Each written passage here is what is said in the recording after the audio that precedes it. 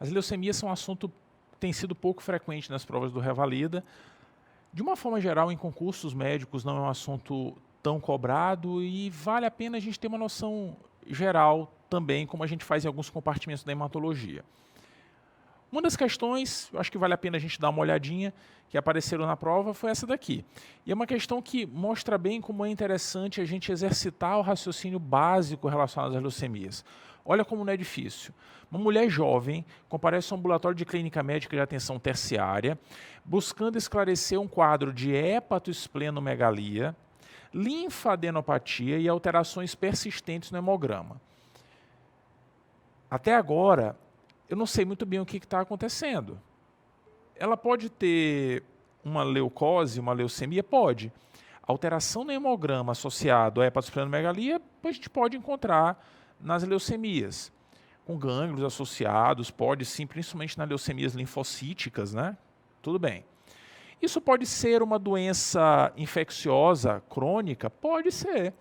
Leishmaniose? Pode, não costuma dar muito gânglio, né? Mas pode ter alteração persistente no hemograma, hepatoesplenomegalia, beleza? Então, enfim, pode ser um monte de coisa. Beleza, vamos lá. De acordo com a ficha de referência, o quadro se iniciou há 2 meses com mal-estar, dor de garganta e febre baixa. Espera aí, processando, né? Processando. Então ela tem, agora, hepatoesplenomegalia, gânglios e alteração no hemograma. Só que há 2 meses atrás, ela já tinha essas alterações no hemograma, olha que ele disse que eram persistentes, né? E tudo começou com febre, dor de garganta e mal-estar. Se esse quadro foi o deflagrador de tudo, vamos pensar assim, né? Esse quadro inicial. O que pode justificar isso? Lembra? Uma situação clínica muito frequente que o cara pode ter odinofagia, né? Tem amidalite, faringoamidalite e tal. Febre, mal-estar, pode ter aumento de fígado e baço. Lembra? Quem é? Isso. Mononucleose infecciosa. Doença muito comum que às vezes a gente deixa de dar diagnóstico e que é muito frequente no dia a dia. Principalmente causada pelo vírus Epstein-Barr, às vezes relacionada a citomegalovírus, às vezes a toxoplasma e tal, mas Epstein-Barr é quem manda geralmente. O quadro costuma ser assim, né? O indivíduo tem febre, pode ter gânglios palpáveis, principalmente na região cervical, odinofagia, hepatoesplenomegalia em alguns casos, aí até no máximo 50% dos casos, e às vezes o quadro é prolongado, demora para o cara ficar bom, demora para resolver. Muitas vezes é isso, o cara pode ficar tendo febre aí por 2, 3 meses, né? Então, às vezes, o quadro é demorado. Tudo bem, vamos lá. O exame físico tem gânglios, tal, fígado, a gente já viu isso, belezinha. E o hemograma realizado na ocasião revelou linfocitose, além de anemia leve e trombocitopenia. Beleza. Então a gente já sabia que tinha gânglio e fígado, porque ele tinha falado antes, né? Ele tinha dito isso para a gente anteriormente, e agora a gente descobriu o que tem no hemograma.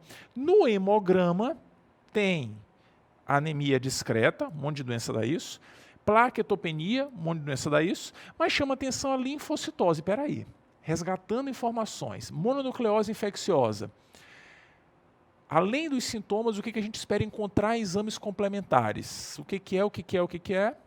Linfocitose, lembra? Com presença de linfócitos atípicos, 15, 20, 30% de linfócitos atípicos. Esse é um marco da mononucleose. Olhou isso, tem que pensar em mononucleose. Beleza, parece mononucleose, né? Tá tudo sugerindo, até agora, não estou vendo nada de leucemia, que é a aula. A hipótese diagnóstica foi de mononucleose, beleza, acertamos, hein? Se a gente não tivesse discutido, a questão já dava a resposta, né? Teve mononucleose. E as pesquisas de anticorpos heterófilos contra o Epstein-Barr e anticorpo anticapsídeo viral do Epstein-Barr foram negativas no primeiro atendimento e 2 semanas depois. E tem coisa errada aí. Para a gente dar o diagnóstico de mononucleose, para definir, para ficar tranquilo, não tem tratamento, né, Epstein-Barr, mas para a gente ficar tranquilo e não ficar pensando besteira, linfoma e tal, querer biopsiar, geralmente a gente faz a pesquisa sorológica. Na fase aguda, imediatamente, muitas vezes é negativo, mas quando a gente repete, quando faz a sorologia pareada, tem que positivar. E não positivou, papai, o que é isso? Não tem alguma coisa errada. Ah, mas tudo bem, Fabrício, pode ser citomegalovírus, pode ser toxoplasma, ele só investigou Epstein-Barr, beleza. Então isso, de certa forma, não afasta a mononucleose, mas torna menos provável. Beleza? Diminuiu um pouquinho assim aquela cor imunonucleose. Será que é mesmo? Enfim, vamos ver o que ele fala mais. Ixi Maria, não para a questão. O exame físico está levemente hipocorada, com discretas equimoses membros inferiores, né? Tem anemia e plaquetopenia. E superiores com linfonodos palpáveis em todas as cadeias cervicais, baço palpável a cerca de 4 cm do rebodo costal esquerdo e fígado a 2 do rebodo costal direito, grandinhos, na linha hemiclavicular. Os linfonodos cervicais são pequenos, com cerca de 1 centímetro de diâmetro, indolores e móveis. Novo hemograma mantém padrão do resultado do exame descrito. Peraí. Há 2 meses atrás tinha linfocitose, anemia, trombocitopenia. E agora mantém as mesmas coisas, mantém a linfocitose. Aí está demais. Tudo bem que a sorologia Epstein-Barr não positivou. Podia ser outro vírus. Mas manter a alteração no hemograma, linfocitose atípica por tanto tempo, aí está ficando mais estranho. 2 meses depois, está estranho. Aí ele fala, nesse caso, a hipótese diagnóstica e a conduta para investigação diagnóstica são o quê? Cara, cuidado com essa coisa de mononucleose. Às vezes o paciente pode ter sintomas prolongados, às vezes o fígado e o baço podem ficar aumentados por um tempinho, mas não é o habitual, sabe? Ainda mais ficar com linfocitose por muito tempo. Ele não falou que tem linfócito atípico, mas manter a linfocitose, isso não é habitual. A linfocitose costuma regredir mais precocemente. Beleza? A gente começa a ter que pensar em outras hipóteses. Ai, Fabrício, eu não sei nem o que pensar nesse caso. Não sei. E não se angustie, não. Porque na hora da prova, muitas vezes é isso.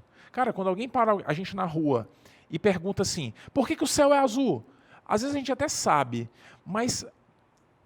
Se bem que essa é difícil, né? Mas às vezes a gente até sabe. Mas na hora que a pessoa pergunta, a gente não fica analisando exatamente o conteúdo, sabe? A pergunta que ela fez. Na nossa cabeça fica assim, o que ele quer que eu responda, entendeu? A gente não pensa assim, por que mesmo que o céu é azul? Não, a gente fica pensando, o que esse miserável quer que eu responda? Por que ele me perguntou isso? Será que é uma pegadinha? Entendeu? Então chega na prova, a gente olha um caso desse assim, caraca, que doença que dá isso? Aí, a gente tem que olhar as alternativas, não tem jeito. Desliga o modo médico e liga o modo prova. Tem que ser assim. Se fosse uma questão aberta, o cara diz assim, ó, fale o que você quiser sobre esse caso. Aí é nós, papai. Aí a gente vai escrever pra caramba. Beleza? Vai ponderar tudo e tal, e vamos acertar a questão, provavelmente. Quando não é assim, a gente vai ter que olhar o que está nas alternativas, não tem jeito. E olha o que o cara botou lá. Leucemia linfoblástica aguda. Fazer um aspirado e biópsia de medula. Pode ser uma leucemia aguda? O que caracteriza a leucemia aguda? Na leucemia aguda, o indivíduo, independente de ser linfocítica ou de ser mielocítica, enfim, mieloide, linfóide e tal, né? Mieloblástica, linfoblástica, enfim, linhagem mieloide ou linfóide, a leucemia se caracteriza por presença de blastos. Isso é leucemia aguda. As células estavam se maturando e de repente surge um blasto. Uma forma bizarra, anormal, feiosa, doente, que não serve para nada. Só ocupa espaço.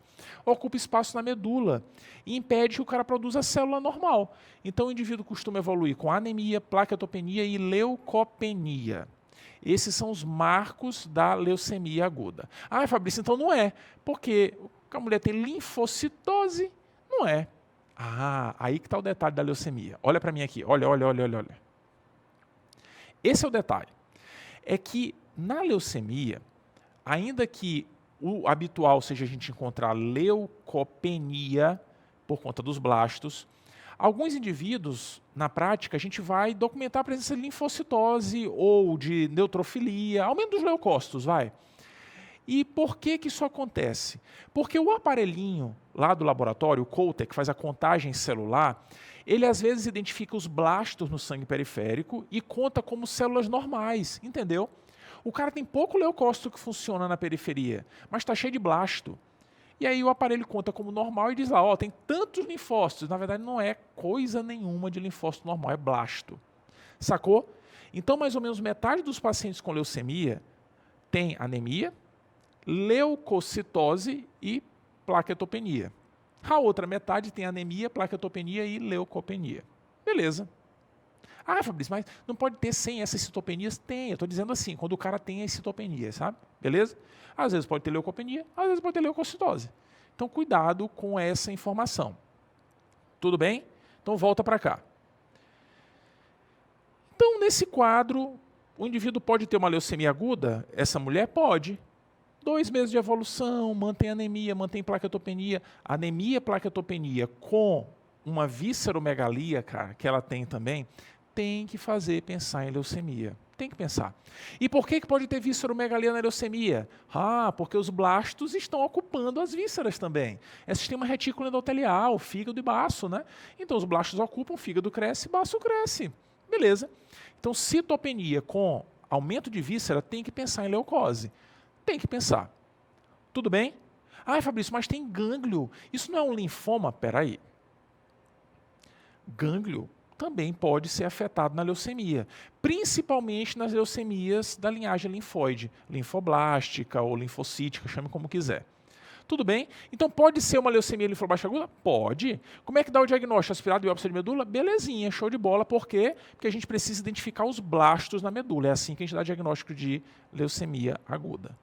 Beleza? Pode ser letra A? Concordo, pode. É difícil dizer que não é letra A. Então, nesses casos, a gente deixa, ela faz um asteriscozinho do lado assim, ó, faz o asterisco para lembrar que eu não consegui dizer que não é letra A. Tudo bem? Olha a letra D de dado, vai lá para baixo. Hepatite crônica por vírus C. Eu pulei porque eu vi hepatite ou não. Peraí, deixa eu chutar essa opção para fora. Hepatite por vírus C. Tudo bem, pode fazer o vírus crescer, o fígado crescer, vai, de vez em quando pode. O baço, nossa, tem que ter hipertensão porta, né, para o baço crescer. Mas gânglio, que história é essa? Não. Pode dar citopenia se tiver hiperesplenismo e tal, mas gânglio, linfocitose, não. Cai fora a hepatite, cai fora. Letra C, linfoma não Hodgkin do tipo folicular. Um linfoma pode dar gânglio? Pode. Um linfoma pode dar hepatosplenomegalia? Pode. Até pode dar. Não é assim o tão habitual, mas até pode dar, vai se invadir esses órgãos. Mas assim, o linfoma não costuma dar linfocitose. Esse não costuma ser um achado habitual relacionado aos linfomas. Beleza? E aí a gente volta lá na história, né, aquela coisa da odinofagia e tal, isso não fecha muito. Tudo bem? Então é menos provável o linfoma, eu consigo tornar ele menos atraente que a leucemia. E a letra B é a mononucleose. Aí ele fala mononucleose atípica. Atípica, para conquistar a gente, tá vendo? Para a gente atrair, para a gente marcar. Pesquisa do Epstein-Barr por PCR. Caramba, o cara insiste no Epstein-Barr. Se ele tivesse dito aqui mononucleose por citomegalovírus ou por outro agente, solicitar a pesquisa sorológica para isso, aí o bicho ia pegar, que ia ficar numa dúvida do caramba. Mas ele ainda está insistindo com a coisa do Epstein-Barr. Esquece mononucleose, cara. É pouco provável por conta da persistência de todos os achados, inclusive da linfocitose. Beleza? O mais provável, de fato, é a letra A, leucemia linfoblástica aguda. Beleza? Não era uma questão assim tão banal, mas era relativamente banal. Mas é bom que a gente lembra dos conceitos principais relacionados às leucemias agudas. Beleza? Grande abraço.